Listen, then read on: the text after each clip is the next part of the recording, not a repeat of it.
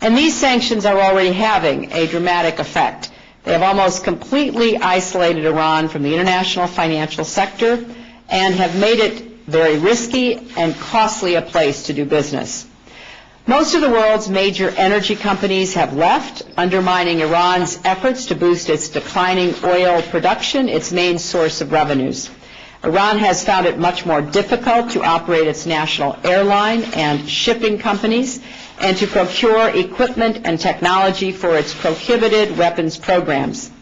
And those individuals and organizations responsible for terrorism and human rights abuses, including the Revolutionary Guard Corps and its Quds Force, have been specifically targeted. The impact will only grow unless Iran's leaders decide to change course and meet their international obligations. And let me be clear, today's actions do not exhaust our opportunities to sanction Iran. We continue actively to consider a range of increasingly aggressive measures. We have worked closely with Congress and have put to effective use the legislative tools they have provided. We are committed to continuing our collaboration to develop additional sanctions that will have the effect we all want, putting strong pressure on Iran. And until Iran's leaders live up to their international obligations, they will face increasing consequences. Now I would like to invite Secretary Geithner to explain in more depth how some of these sanctions will be working. Tim?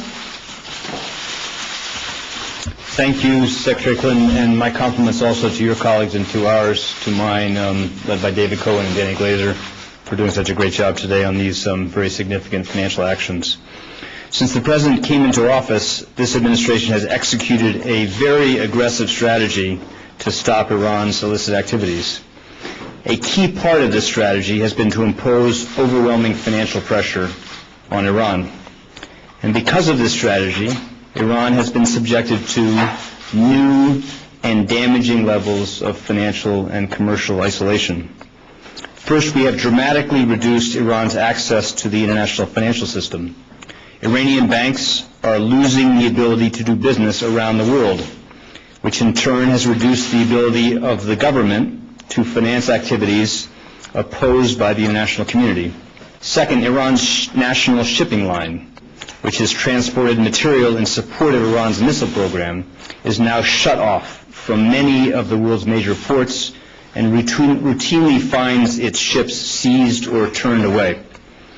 And third, Iran's primary source of revenue, its oil sector, is in decline because it cannot attract the foreign investment that it desperately needs to maintain levels of production.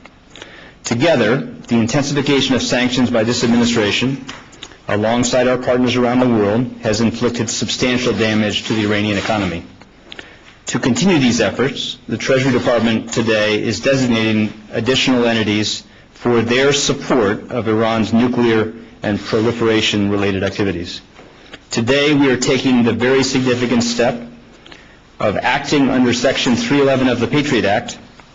For the first time, we are identifying the entire Iranian banking sector, including the Central Bank of Iran, as a threat to governments or financial institutions that do business with Iranian banks.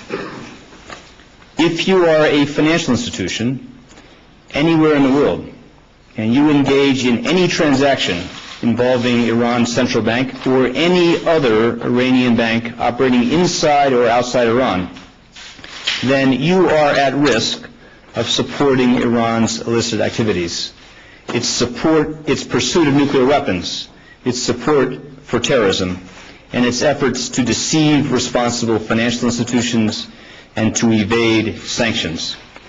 Any and every financial transaction with Iran poses grave risk of supporting those activities.